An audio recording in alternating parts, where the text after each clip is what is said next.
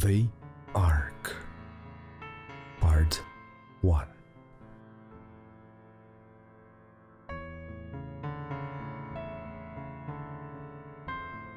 The Spirit Maker opened a made transparent creamy yellow locker door and took from it a bottle of liquid slightly luminous with a cool greenish hue. Above the vial hung a glowing inscription, "The Ark." The master turned a cap, opened the bottle, and scenting barely audible fragrance, took a breath. In his mind, immediately appeared the Ark, warm red brick, with an antique vault and the chill play of modern city light at the end of the street. He opened his eyes and gently put the glass lid into the neck of the flask. That was his new, just finished work, ready for sale. The Spirit Maker was a merchant of wisdom. Yes, wisdom cannot be bought as a thing, but it can be acquired as a certain life experience. And that was the experience. That's the subject of trade. There were enough buyers to cover the cost of this type of activity, and the master did not need for more. The point is that he belonged to that form of life which is capable to last endlessly. If, of course, the subject of this life himself would like to continue, if you know what I mean. And the master has gone through the ages of several universes.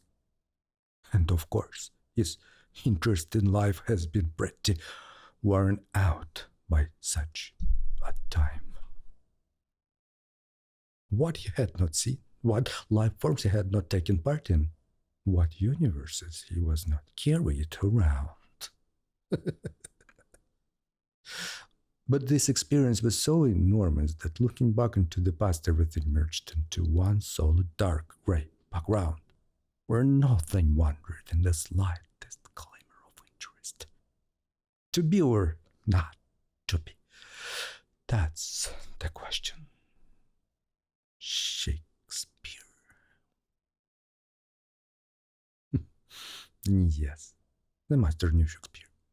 I mean, not only has he read Hamlet, but he had the fortune to see this great genius in person.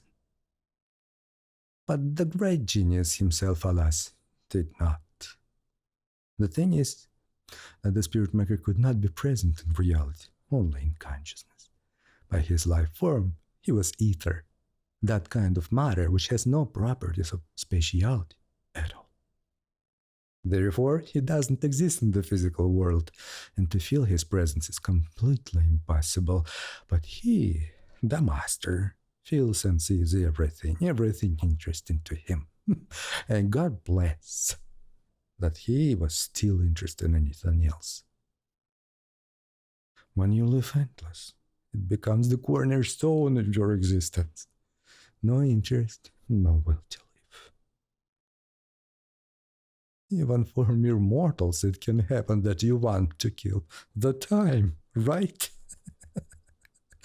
But if you live indefinitely, then how will you do that? Your time is infinite. There's only one way out. To kill yourself. Especially when you seemingly have seen everything, but still haven't had the honor of seeing God. God, the creator of being, the Father. That was the one master has never given to see in person, or not in person either. Although, no, there was something. Something that was the subject of his only interest, and that something, that was the wisdom itself. Its beauty is not possible to describe in words. You can only see it if you have experienced it under certain circumstances. And there's only one form of life that Master was happy to see, which, despite all its comparative simplicity and imperfection, contained that very spark. It was mostly amazing the Master had ever seen in his multi universe existence. That was human form of life. Algorithmically, it's quite simple, compared, of course, to some of the others that the Master was fortunate enough to see. The genetic program of the human being was initially based on elementary rules of object survival, with the condition of its constant variability.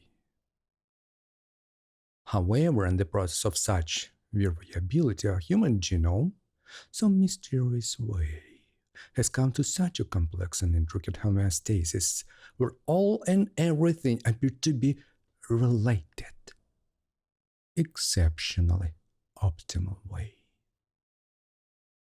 In turn, this generated a number of significant phenomena. For example, its absolute unpredictability is one, and second, some of the life circumstances lead to such mind-blowingly beautiful and precious phenomenon as wisdom. The value of this thing is incredible because it works universally with all forms of life, and the benefits are not just many, but the only deliverance from ennui of mortality. A God spark would not be called a bad deed. Yet for people themselves, sadly, wisdom is not the limit of a dream at all. Well, more wisdom, less wisdom, you know what you always want to eat. Limitless compassion embraced the master every time he realized this paradox. However, it was none of his business why it is so. Here he was especially scrupulous because human life was extremely sensitive to outer interference. The current civilization was the third. All previous civilizations got crumbled in total catastrophe. But how without them with no interferences? At least in the gaming aspects. I mean, all our life is a game. You've heard that expression, right? Though it is also an object of scientific observation, its currency mining, aka wisdom, as already mentioned above, it is also there are many something else. Life is a multi-purpose business project. So, even if they haven't thought about it yet, don't doubt they will implement it as soon as it occurs to them. But all of this was nothing in 0 degrees for Master, compared to the yardstick on which he was willing to sacrifice all of his life. Yes, he was ready to pay everything he had just to extend the list of presents in human life and to continue the quest for those precious treasures whose name is wisdom in its infinite variety, beauty, and unknowability. Exactly this unknowability it seemed to Master far more infinite than his own life. Of course, if it makes sense to argue whose infinity is longer. At least that was the only way for him to know God. And nowhere else in the perpetuity of universes did the Master encounter such a thing. Humanity was a very young civilization. Maybe that's why they were not yet up to the beauties of the grace of a spirit, wished to survive somehow. Survival instinct rewarded with a frugal and one sided sense of satisfaction were the only thing humanity had to rely right now, trying to find some balance in the flimsy surf tingling among the waves of socioeconomic crisis. Perhaps that was fundamental imperfection of this civilization. Although, who knows? Maybe it's the opposite their perfection mastered that. After all, they see the wisdom. This means that they got much closer to the God than most other forms of life, including even his own, despite the enormous volume of events he had experienced. Master gazed at the vial with the glow and inscription. All this visualization with the table and flask in a matter of aroma chemistry was a tribute to the master's love for this humble and long suffering human life. He was ether. His body existed not in space, but in abstract logical recursion. It's like when you stand between two mirrors and then you see an endless corridor of reflections in the middle of which you are. That's how, in one universe, a single scientist created a virtual mind where all its logical nodes consisted of recursive reflection of themselves. In this construction, the source appears to be able to see itself in all possible positions simultaneously and accept them as a new points of view. Thus, number of viewpoints becomes infinite. Is due the logical possibilities of the virtual mind. Then a funny thing has happened.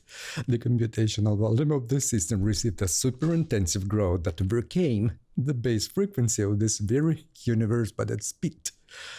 The virtual mind tipped into a negative metric related to this universe and converted to an anti-object status. For this universe, the incident went unnoticed. The scientists considered the experiment a failure and stopped the research. But the incident itself got potential for unlimited intellectual gain and independence from a universe in which it arose. Freedom! Well, very lucky for Master. This is how he exists as an ether. However, you know this in no way neglects his need to have an interest. And since this interest is wisdom, whose rare grains are scattered on the burden of human perpetua, then the table and containers with the need to open and close them and so on have now also become an attribute of general materialization, and accordingly associated with it this very peripeteia. The ark itself was already finished and ready for sale. The only specs that remained was a brief description of the experience. Let's say preview. Everything had to be described in details, otherwise Odor would not sell. The client needs to be absolutely sure that he is not buying a pig in a poke. The abstract should be performed in the best traditions of dramatic art. The buyer must feel the spirit of the event, which will unfold the circumstances into a picture, realizing which at the moment the truth will be revealed, why it is so. More exact, an epiphany of wisdom will be occurred. Thus, the client will be assured that an experience is worthy of his attention and payment. Then, when he is immersed in the realm of the human world, when he becomes for a time as one with the consciousness of a person on whose behalf he will live this entire experience, then he will no longer know himself. This game of life feature has existed from the beginning and has been an important feature of the service. After that, disasters began to occur. Humanity destroyed itself over and over again, losing the motive to continue living, and as a result, the game business was shut down. Now interference in the course of life was prohibited. All that remained was to be confined by observation, which man himself should by no means discern. The player himself, he for a time having forgotten who he really is, will feel as if he were that very person with his past dreams about future. In a word, he will begin to get a first-person experience with all the raptures and fears and all of those struggles an ordinary earthly man filled with. So, the Ark.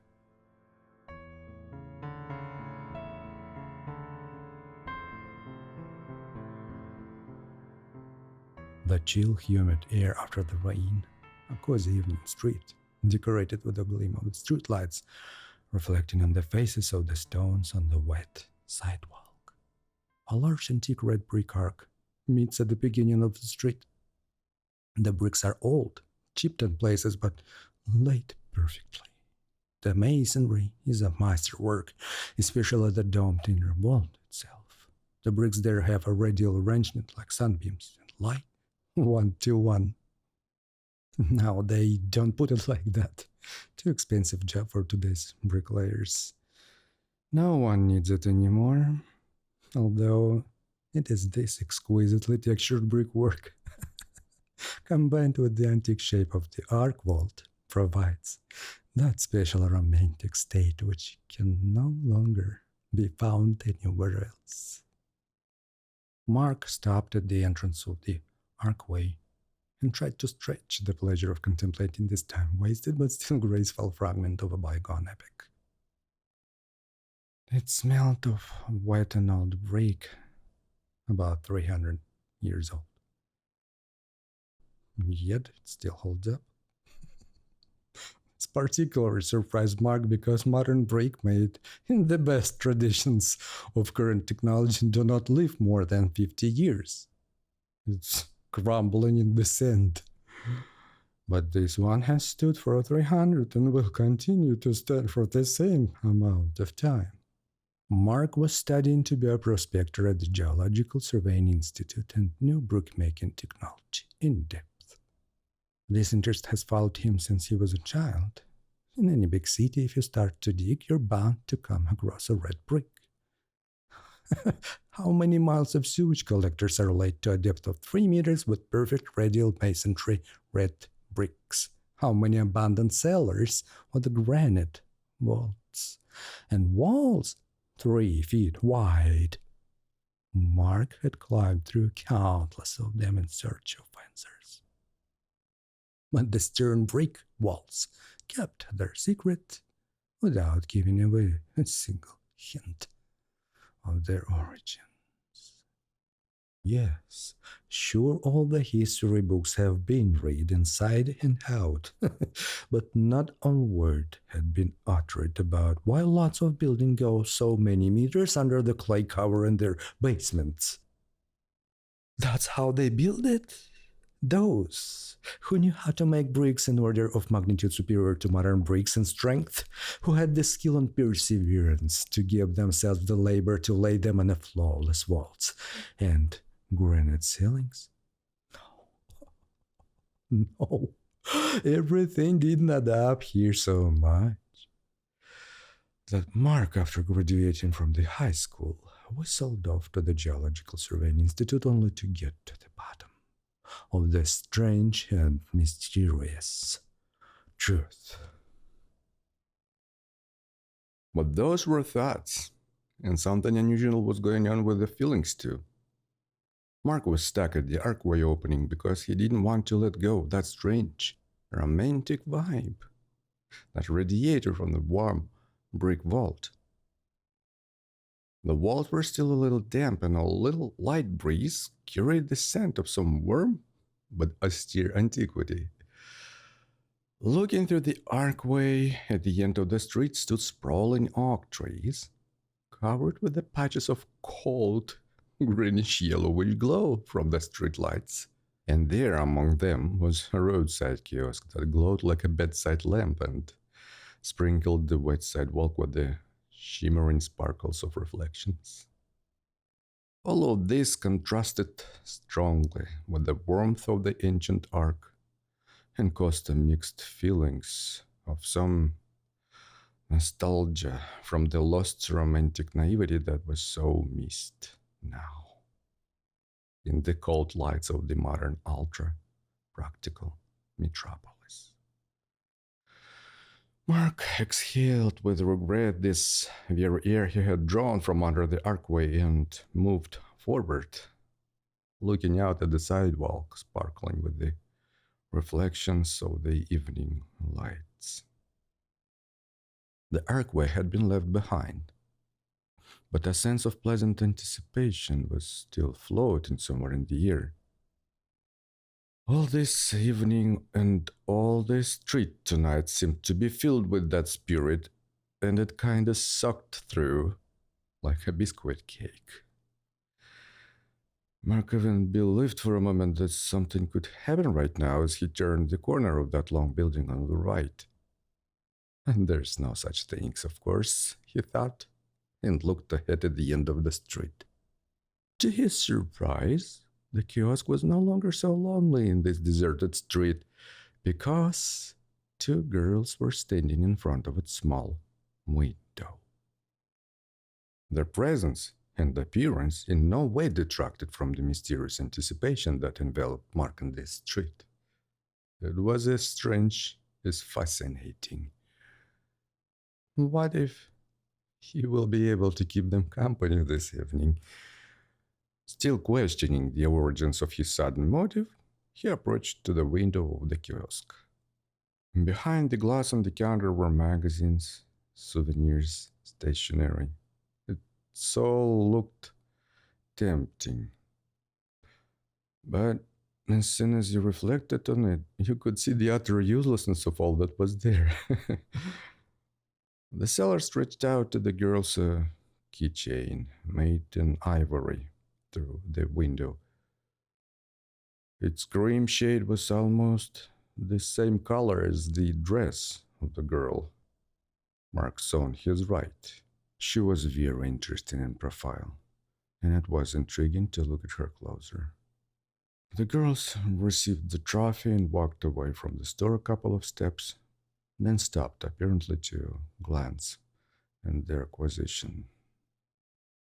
A bit more and I'll lose them, Mark thought, and went toward them, trying to come up with something to say along the way. A light shot of adrenaline kicked up the heartbeat, and coupled with pleasant anticipation came that slightly adventurous state, resembling bubbling champagne. Good evening, Mark said with a light, sparkling smile. The girls turned their attention to him, he to them, and to redirect their gazes, Mark pointed the finger at the thing in the girl's hand. What is that?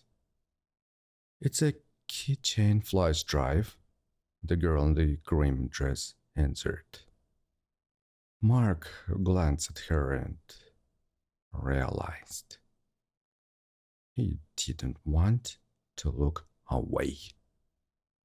She was a beautiful girl with a very lovely face, and there was something close, something in it that pricked Mark with regret. What if she's not free? What a pity. You know, I would like to buy one too, but I'm not sure how reliable it is in practical use, Mark said with a caricature of scientific concern on his face. It lays well in hand, replied her friend, thoughtfully weighing the object in the palm of her hand with an equal concerned expression on her face. Excellent. I think you should keep it for a little longer.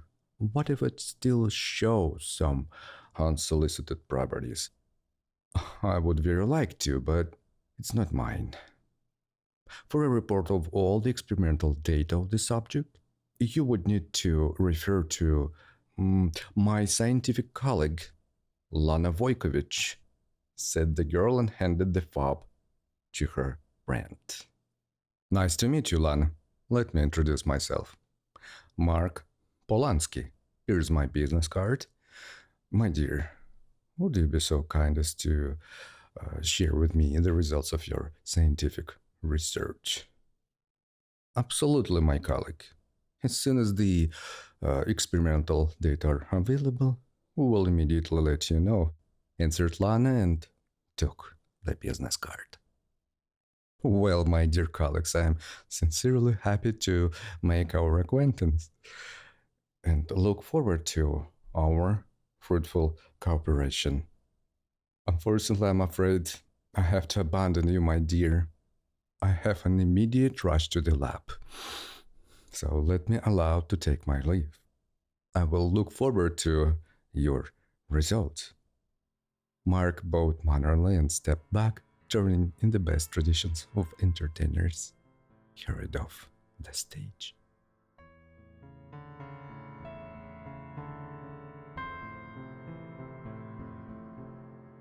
The following morning was sunny and Saturday. Mark opened his eyes and jets of sunlight squeezed through his eyelids, totally erasing traces of the morning sleep.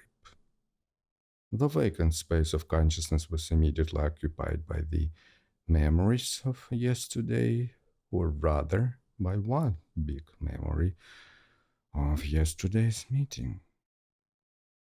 It filled Mark with an exciting anticipation of upcoming events and left no room for even a shadow of thought about his academic tasks. However, the more time passed waiting for a call, the more bitter notes of ennui seeped into his thoughts and feelings. Apparently, it wasn't such a good idea to ask them for experimental data. They're pulling something with the research. Reflected Mark, looking at the racks in the closet with the big mirrored sliding door. Then he shifted his gaze to the mirror, looked at himself in reflection, and dropped a smile of regret, lowering his eyes and sliding the mirror door back. The whole day passed in some jagged rush of doubts, expectations, and hopes. It was already getting dark. The viscous paint of longing blurred like a drop of ink somewhere in the solar plexus and spreaded tentacles soaking inside. In an effort to distract himself, Mark decided to read a book, but after reading the same page for third time, unable to remember anything he had read, he dazedly began to realize how deeply in trouble he was. I only saw her for a few minutes, didn't I? Thought Mark, desperately trying to peer through the thickening twilight outside the window. With a groan of a sparkling bolt cut the phone call into the silence of the sad twilight. "Good evening, Mark," an encouraging melodic female voice said. "Oh yes, hello. My name is Lana. I'm your scientific colleague. We had a discussion yesterday about the reliability issues of solid-state storage media, if you remember." "Yes, sure. I've been looking forward all day to your results, colleague." "I'm sorry, Mark, for the long delay in the call. We have encountered so much conflicting data, I'm afraid. We would never make it without your help." "Well, my dear colleague, then let's get to the discussion." The discourse appeared stormy and extended well beyond the limit of formal procedures. Lana and Mark arranged to meet each other the next day at the House of Artists.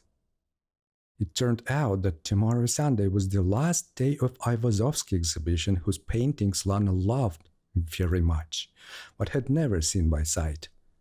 Mark liked this artist's works too, and was intrigued. And he also knew a very nice restaurant nearby, and this bright idea finally dispelled all his doubts. The next day was another opening for Mark. The artist's house was closed. He arrived a little early to buy admission tickets, but to his surprise, the ticket office was not working. And on the glass on the main entrance door, there was a schedule showing Sunday is a day off. What unexpected paradox, thought Mark. What else would you expect from these artists? The autumn wind pierced Mark with a gust of cold needles, and he buttoned up his long black raincoat. Lana showed up right on time, like was arranged on the dot. Good to see you, Lana. I'm afraid that the only thing that artists can surprise us today is that they have Sunday off. Mark greeted her with a smile of regret. Who would have thought? They all so different. Ironically resented Lana, and with a sigh went on. Montessoro, I had such high hopes for this Sunday. This is a touring exhibition. The next exposition will be in Japan, and then when it comes back, nobody knows at all. Well, no matter. It'll come back someday, won't it? Mark looked at Lana with a sense of sincere compassion and a wish to turn her smile back. He felt like he had the joker up his sleeve this time. Lana, don't be upset. I think we still have a chance to get into this exhibition today, Mark said with a sly squint on his eye. Mark, are you a wizard? Definitely, especially considering what the girl came to see me today, Mark replied. He was an experienced digger. Having traversed countless underground tunnels and basements within the city, Mark learned one surprising truth. The only door that would stay unlocked is the one with the sign, Unauthorized Person Prohibited. Mark reached into the inside pocket of his raincoat and fumbled for the police ID card. It was a copy of an actual document of criminal investigator, which Mark made once just for fun, to prank his friend, an operative of the Ministry of Internal Affairs. The friend's name was Serge. Mark photocopied his ID on a color printer and then pasted a picture of a naked ass from a magazine instead of his photo. Then carefully slipped this inset into the cover of his ID card and put it back into his pocket while he slept. Usually, upon presentation of this document, no one looked closely and read. So, the picture of the naked butt was intended to attract visitors' attention to this document. What a disappointment it was for Mark when Serge walked around for the whole week with a picture of a naked ass instead of his face, presenting his ID 7 times a day, and no one had ever had the honor to remark how similar the portrait was to the original. In the end, Serge accidentally noticed the catch himself. And that's because he spilled champagne splashed from the bottle over the document. Fortunately, only the inset got wet, and the document itself remained intact, so Serge was eternally grateful to Mark and returned the trophy as a lasting memory. Then Mark glued this very inset to the same red crusts that could be bought at any bookstore and carried it around just for fun. Or just in case he has to show it since nobody watching anyway.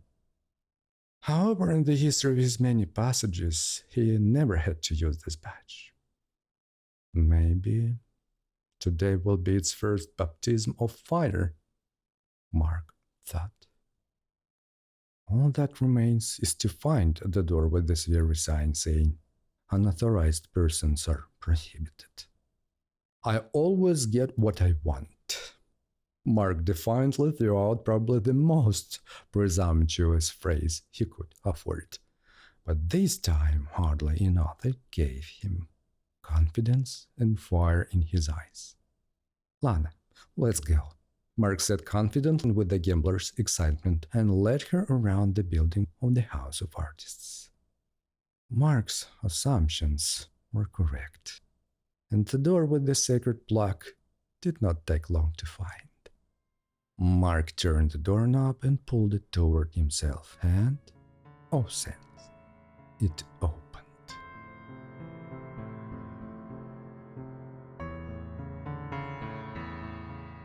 To be continued.